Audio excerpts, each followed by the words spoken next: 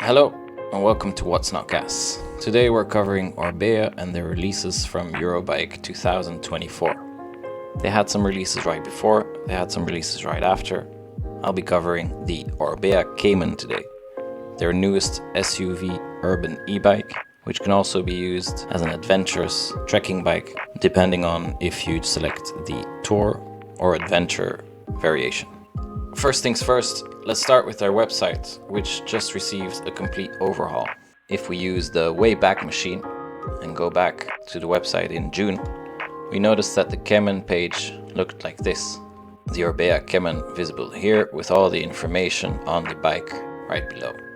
Today, that page looks completely different, with a lot of new footage showing the Kemen in all its glory being used in the city, but also outside, being used by men, but also by women. And there are quite a few features to mention. On the left, we see the Kemen Adventure 30 in the newest design, 2025. On the right, we see the old version, the old design, that's still available for purchase, but won't be produced once the new model has been launched. You can instantly see that we're talking about the same bike, but there's quite a few differences that do catch the eye. First and foremost is the seating position. If you look at the steering wheel and how it was designed, that cockpit, it looks different. Whilst the Kemen is available in Adventure and Tour mode, the Tour mode offers an even more upright sitting position, really making it a bike for long distances as well as trekking, but also something that can be pleasant and easily maneuverable in the city.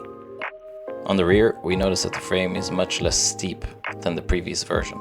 The mudguard is also attached to the frame, and this frame here, not visible on this picture, but visible when we saw it on the Eurobike stand, is much thicker and allows for that vertical flexibility, something that Orbea is very proud of and that they've proven in the Orbea DM, something that we see now in the Kemen as well as the Uron, the trial bike from Orbea, which also received quite a significant upgrade.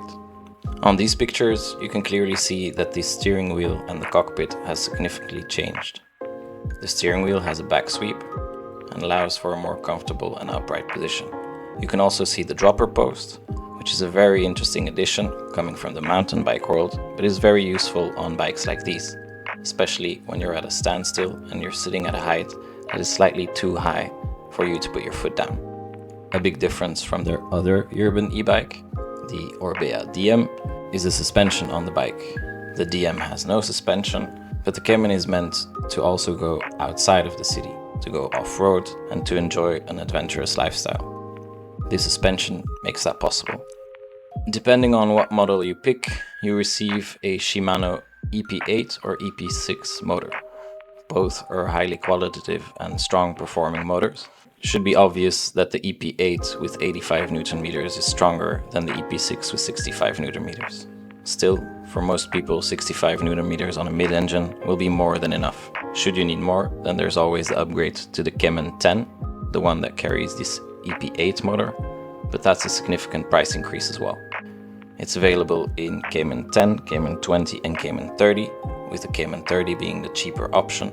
The main differences in these models are the brakes, the engine, the battery, as well as the gearing. The design team of Orbea also made a big fuss about having everything integrated. And whilst it might seem unnecessary, they're really nice features. The integrated rear and front lights look nice and give a smooth finish. The daylight running lights is something that stays on whenever the bike's on and that provides 360 visibility for people around the bike to see you from a distance.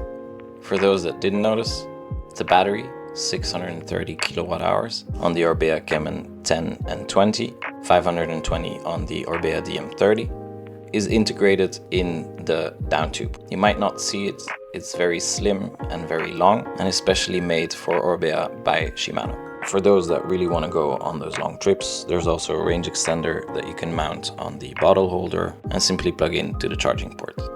If you want to stay up to date on the review of the Orbea Kemen, like and subscribe. Hope you enjoyed this overview of the Orbea news on the Kemen. Let me know if you have any questions below, and I'll see you in the next video.